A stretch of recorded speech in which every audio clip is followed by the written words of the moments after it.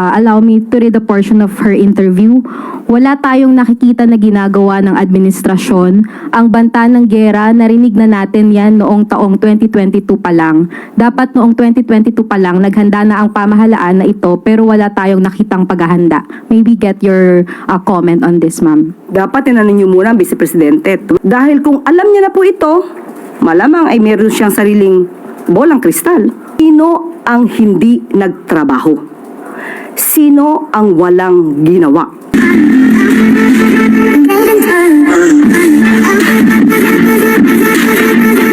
At maaari na po akong tumanggap na inyong mga katanungan.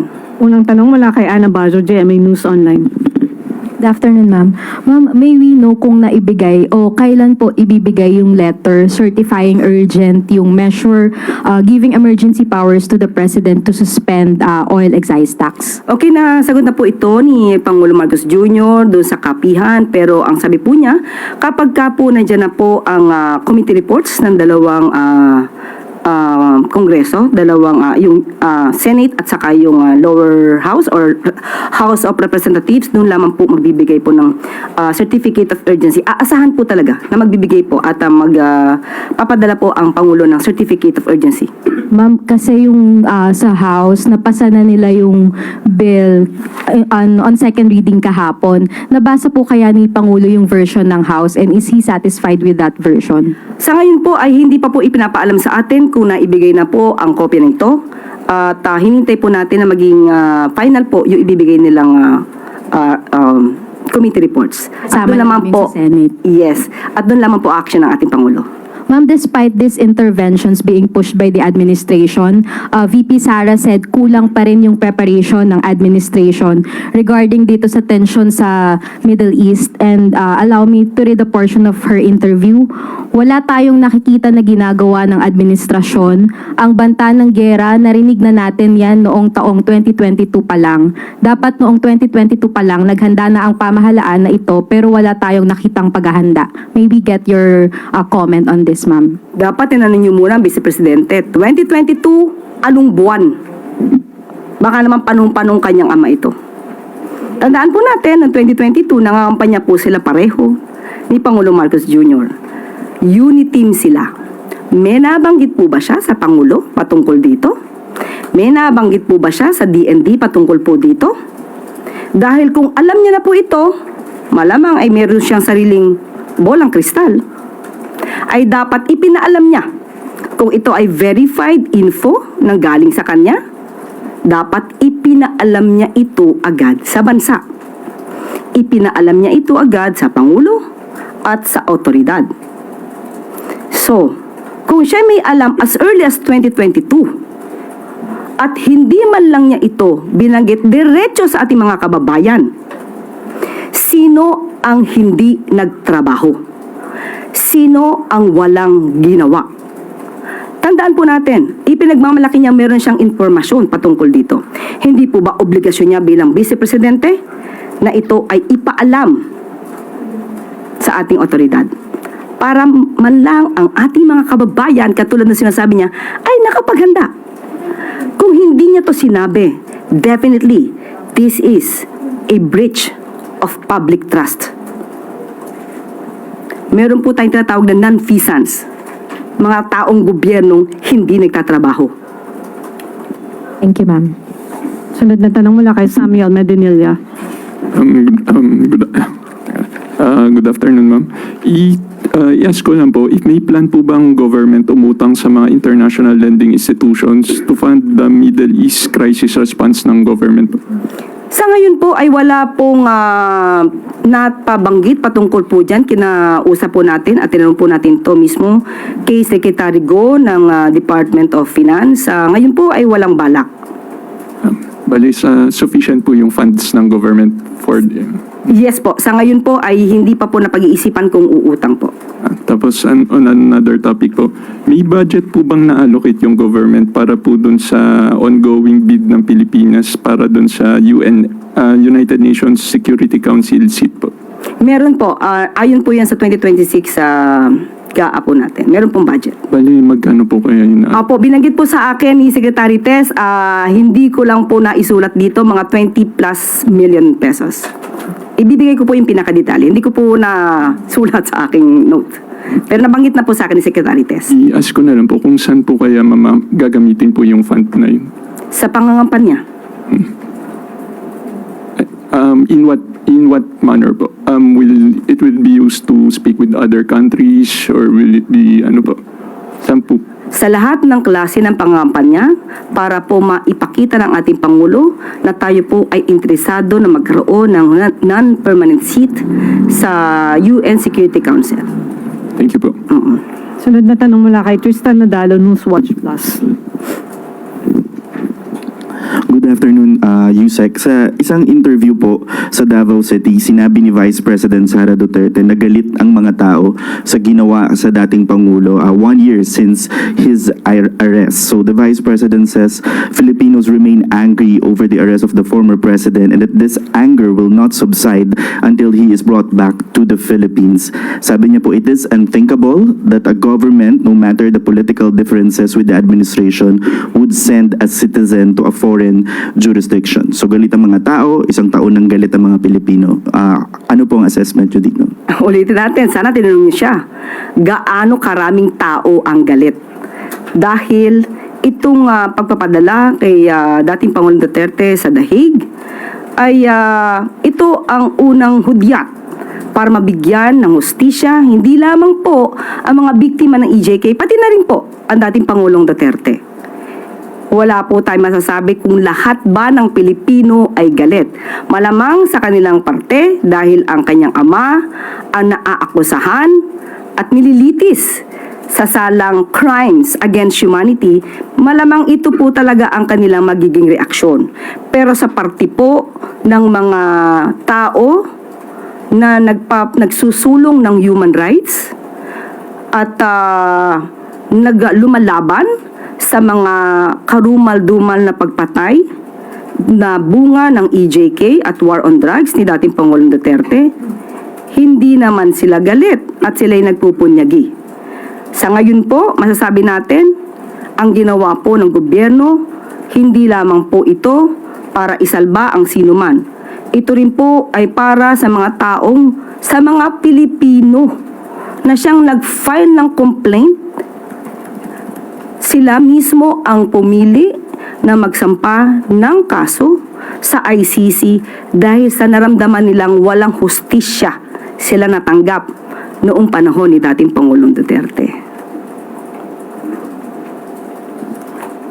Sunod na tanong mula kay Ann Soberano, Bombo Radyo.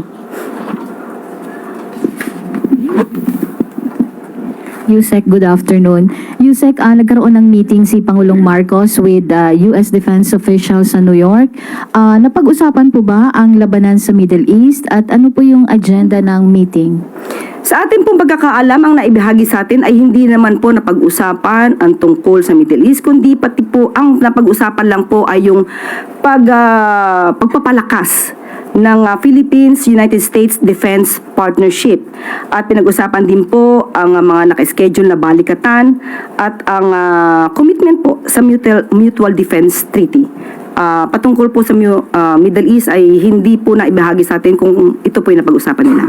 Follow up, Yusek, may bagong commitment po ba ang US pagdating po sa security support sa Pilipinas? Ganun pa rin po, nanatili po na dapat nilang panatalihin at palakasin pa rin po ang Philippines and US Defense Partnership sa pamamagitan din po ng Mutual Defense Treaty. Follow-up question mula kay Tristan Nadalo. Yusek, sa Middle East issue rin po, naglabas po yung FBI ng warning about a possible Iran retaliation on Californian targets, knowing na marami pong mga Filipino rin ang nasa California. How serious po itong threat na to or itong warning na to na posibleng atakihin din po itong California? Kapag may ganyan po na mga impormasyon, kailangan din po talaga maghanda ang ating bansa para sa ating mga kababayan. At hindi po ito pwedeng isawalang bahala o tulugan. Kailangan po na maging alerto rin po tayo kung ano man ang mangyayari sa ating mga kababayan sa California. Last question mula kay Ivy Reyes, Bilyonaryo. Yusek, on the first year of Duterte's arrest yesterday, Kong Pulong Duterte said it will forever be remembered as the day that the administration chose, quote, political vengeance over gratitude. Si Duterte raw po kasi yung nagpalibing kay late President Marcos Sr. sa libingan ng mga bayani at yung goodwill daw po ng Duterte family ay sinuklian sa pag-aresto sa kanilang ama. Ang pagpapalibing po ng labi ni dating Pangulong Ferdinand Ferdinand E. Marcos Sr. ay ito naman po ay naaayon sa batas at nagkaroon din po ng desisyon at Supreme Court dito.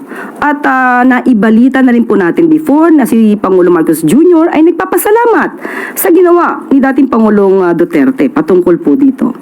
Pero ang pagtanaw ng utang na loob ay hindi naman po kinakailangan na i-tolerate o tulugan ang anumang akusasyon ng kriminalidad at takpan ng mata sa maaaring nadulot ng karumal-dumal na patayan ng EJK.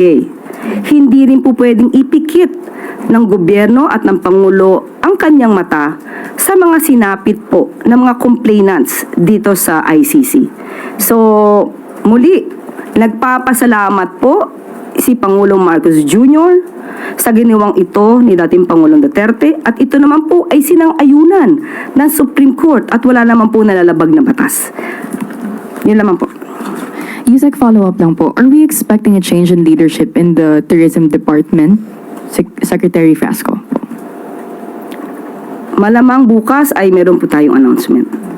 So is that confirmation that there will be a change in leadership? Pwedeng oo, pwedeng hindi. Magbibigay kami ng announcement tomorrow. Is this Sumakit ang ulo. Yusek's follow-up po last, is this trade diplomat Dita Angara replacing Secretary Frasco? Hindi po ako makapagbibigay ng anumang detalye sa ngayon. Hindi pa po ibinibigay sa akin ng papel kung mayroon man. Kapag ka mayroon ng ibinaba na anumang anunsyo, ibibigay ko po agad sa inyo. Kahit po tayo ay work from home tomorrow. So may... Okay? Pero Yusek, normally, dalawang beses na dininay ito, ngayon hindi nyo dininay. So what does that mean? Meron na ba ako inamin? Kaya nga, so, Wala pa ako inamin. Ang sabi ko, kung may darating na papel, ibibigay ko sa inyo ang anunsyo bukas. So kung walang papel, wala ko i-announce. so So Yusek, confirm lang po namin, does Secretary Frasco still enjoy the trust and confidence of the President? Sa ngayon po? Ngayon po. Opo.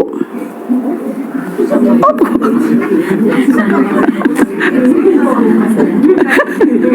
Okay? Katrina Domingo, ABS. Yes. Ma'am, before, clarifying, By the way, yes ma'am, go ahead. how was your trip? The Hague? Yes. It was very professional. Anyway, Undersecretary. Undersecretary, basing from Alexis's question, before when he asked you about yung potential cabinet changes, you would immediately respond saying na he or she enjoys the confidence and trust of the president. Now there seems to be a shift in terms of the directness of the answer. Oh, really? Yes, there is.